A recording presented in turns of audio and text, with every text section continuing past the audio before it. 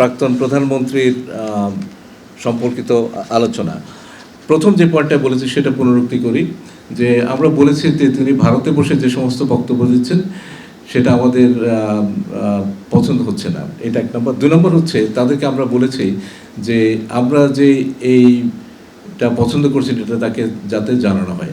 তিনি সেটা নোট নিয়েছেন। প্রাক্তন প্রধানমন্ত্রীর বাংলাদেশে ফিরিয়ে আনা নিয়ে কোনো আলোচনা হয়েছে কিনা? প্রাক্তন প্রধানমন্ত্রীকে নিয়ে আলোচনা হয়েছে।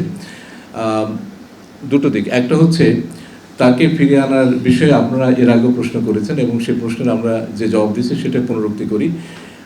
এটি অন্য মন্ত্রণালয় থেকে আসার একটি বিষয় এবং এটি রাজনৈতিক সিদ্ধান্তের বিষয়। যখন সেই সিদ্ধান্তটি হবে তখন পররাষ্ট্র মন্ত্রণালয় প্রয়োজনীয় ব্যবস্থা নেবে এবং তার জন্য ফরেন অ্যাফেয়ার্স কনসালটেশনস কেন, এটা যে কোনো ধরনের প্রক্রিয়া হতে পারে, সেটা কূটনৈতিক একটা পত্রের মাধ্যমে সেটা জানানো যায়, কিংবা আমাদের যে মিশন আছে দিল্লিতে তার মাধ্যমে জানানো যায়। তো কাজে এটা হচ্ছে এক নম্বর কথা।